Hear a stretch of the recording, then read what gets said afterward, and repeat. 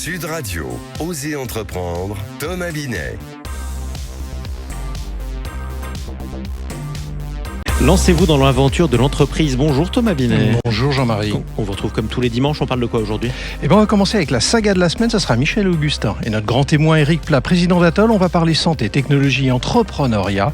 Et on terminera notre rendez-vous de ce dimanche matin avec notre avocate, Caroline Averdé, qui va nous parler d'usurpation d'identité. Ça va intéresser notre dirigeant d'entreprise. Ouais, d'autant plus que ça peut arriver à tout le monde, l'usurpation d'identité, malheureusement. Mais commençons d'abord en partenariat avec le magazine Entreprendre par la saga de la semaine. On s'intéresse aujourd'hui à une marque qui a su réinventer en quelque sorte nos pauses gourmandes, nos pauses déjeuner goûter.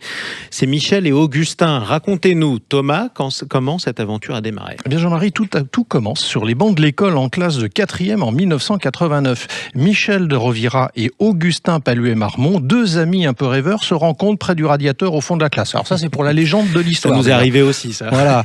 Alors une rencontre qui deviendra une grande amitié et qui plus tard, en 2004, donnera naissance à leur marque. Ensemble, ils décident de lancer des biscuits ronds et bons dans la petite cuisine d'Augustin. Après de nombreux essais, ils créent leur premier sablé et partent en caddie rose vendre leur création dans tout Paris. Bon, c'est une sacrée aventure, j'imagine, avec un caddie rose. Alors d'où elle vient cette idée du sablé et surtout ce besoin de faire autrement ? C'est en faisant un tour des boulangeries de Paris et après un passage sur les petits biscuits qu'on trouve au supermarché qu'ils remarquent quelque chose. Les étiquettes sont impossibles à déchiffrer et les ingrédients souvent de basse qualité. Alors ils se disent, si on faisait simple, naturel, avec des ingrédients de grande qualité. Ils veulent du vrai goût, sans les artifices industriels. Voilà le point de départ de leur mission, redonner aux gens le plaisir de manger bon et authentique. Ça paraît simple et en même temps c'est un pari un petit peu fou. Oui. Comment ce projet a réussi à percer dans le marché ?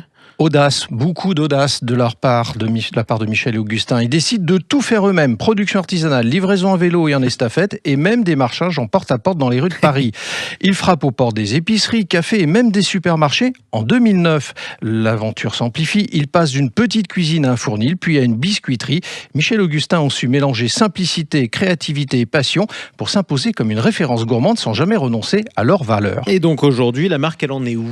En 2023, Michel Augustin est cédé par Danone à Ferrero, qui l'avait elle-même racheté il y a quelques années en arrière. Aujourd'hui, la marque est devenue une véritable référence dans le monde de la gourmandise. On trouve leurs biscuits, boissons et autres douceurs un peu partout, et même à l'international. Eh bien, longue vie à Michel et Augustin. Tout de suite, mon cher Thomas, on accueille le témoin de la semaine, votre invité Eric Pla. Bienvenue à vous sur Sud Radio. Merci. Vous êtes le président de la coopérative Atoll, très connue quand même, créée en 70, composée de 800 points de vente, proposant des produits d'optique connectée, d'audition. Vous êtes l'invité de Thomas Binet. Éric Pla, la santé, son coût sont de vrais sujets quand même pour les Français. On voit bien que l'inflation aussi est passée par là, qui démontre que le pouvoir d'achat des Français est malmené. Alors comment peut-on faire pour rendre l'optique plus abordable au niveau du prix sans abandonner la qualité ? Ça c'est le challenge, je crois. Oui, en fait il y a le prix des produits et il y a le prix de la vue. Et ça n'a pas de prix ? Je pense que la vue n'a pas de prix. Regardez, si je vous propose, allez, vous hésitez entre perdre un doigt et perdre un œil, vous choisissez quoi ? C'est un sacré dilemme, ceci dit. Oui, moi je préfère, comme dans 99% des réponses, perdre un doigt plutôt que perdre un œil, parce que ne dit-on pas, je tiens à cette personne comme à la prunelle de mes yeux, ce qui montre le poids de la vue dans la vie des gens. 80% des informations passent par nos yeux, le goût, l'audition, c'est les 20% restants, donc on a tous envie d'avoir une bonne vue. Avoir une bonne vue, c'est être bien. On va s'intéresser un petit peu à vous et à Atoll. Vous êtes à la tête d'Atoll depuis 2010. Vous avez redressé cette structure qui était mal en point avec un plan stratégique. Quelles sont les qualités dont on doit faire preuve en chef d'entreprise pour réussir un tel redressement ? Et je précise, comme l'a dit Jean-Marie dans son lancement, c'est une coopérative, donc c'est pas un mode traditionnel malgré tout de gestion des hommes. Non, dans une coopérative, les utilisateurs de l'enseigne sont aussi mes actionnaires. Oui. Ça change tout. Mes actionnaires, Absolument. ce ne sont pas des gens qui sont étrangers à l'objet social de l'entreprise et qui veulent soutirer une rentabilité de leurs capitaux investis. Eux, ce qu'ils veulent, c'est soutirer de l'efficacité de la tête de réseau pour faire fonctionner leur magasin. Donc en fait, le chef d'entreprise que je suis, il faut qu'il réunisse, il faut convaincre, il faut faire rentrer les gens dans un groupe de telle sorte qu'il y ait une dynamique, et c'est grâce à cette dynamique qu'on réussit à faire marcher une coopérative. Alors vous avez misé sur l'innovation pour vous démarquer de votre concurrence. En quoi consistent ces avancées technologiques? Vous en citez une par exemple? Oui, bien sûr. Celle dont je suis le plus fier actuellement, c'est celle qui concerne une paire de lunettes qui s'appelle l'Excellence, qui a été totalement conçue en France sur la base d'un brevet qui a été déposé par 2 chercheurs rennais qui travaillent dans le cadre de la fac des sciences. Nous avons bénéficié d'un transfert de technologie et nous avons nous-mêmes, sur la base de leur découverte, qui a été d'ailleurs, soit dit en passant, primée par l'Académie de médecine, eh bien nous avons nous-mêmes conçu une paire de lunettes connectées à verre électronique qui aide les dyslexiques à retrouver un œil dominant et donc à mieux lire et mieux comprendre ce qu'ils lisent.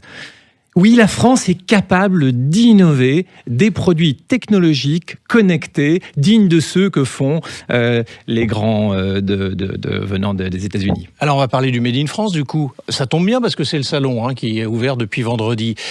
Vous défendez le Made in France, et d'ailleurs, a priori, avec un petit conflit d'échange avec le gouvernement, les pouvoirs publics sur le sujet. Vous ne défendez pas les mêmes idées, notoirement. Oui, en effet, il y a quelques années, le gouvernement a souhaité mettre en place le 100% santé.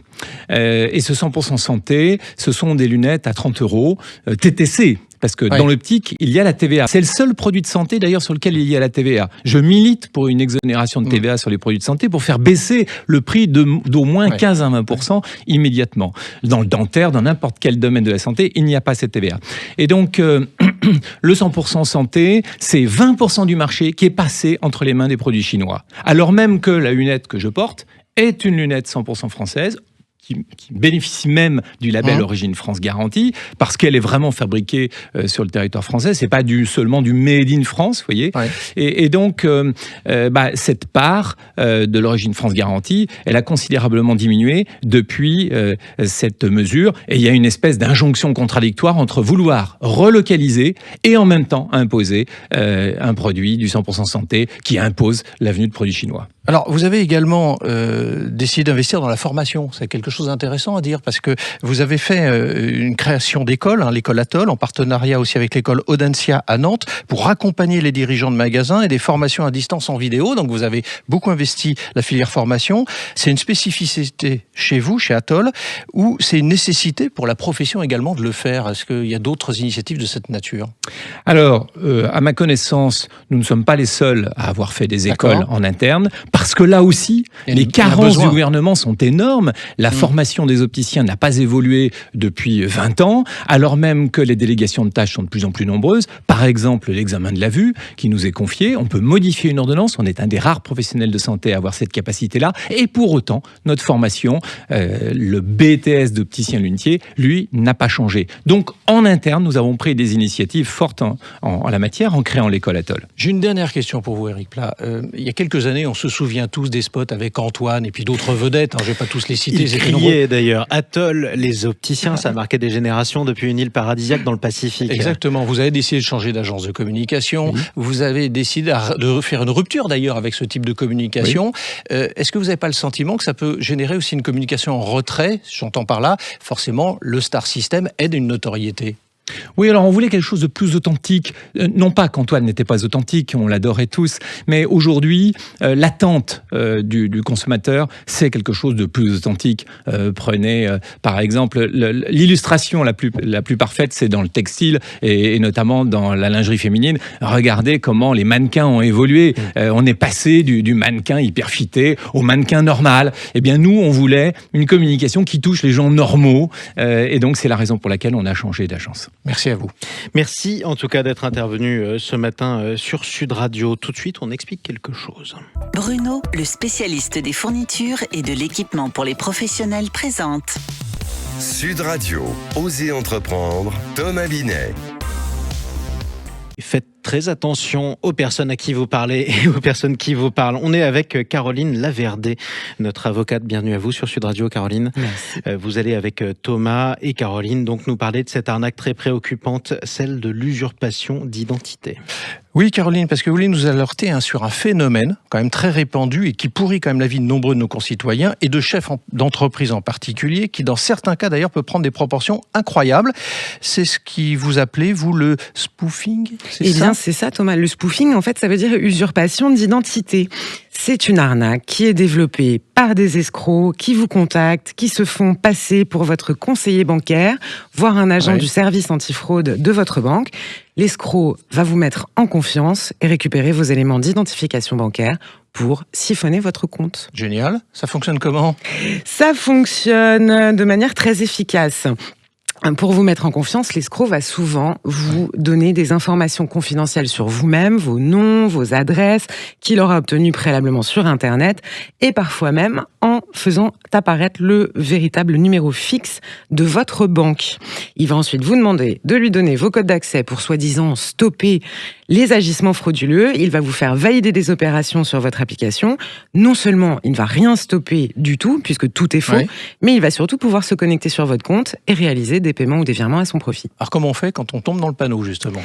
Eh bien, il faut savoir que la banque a une obligation de vous rembourser les sommes qui vous ont été volées, sauf si vous avez commis une fraude ou une négligence.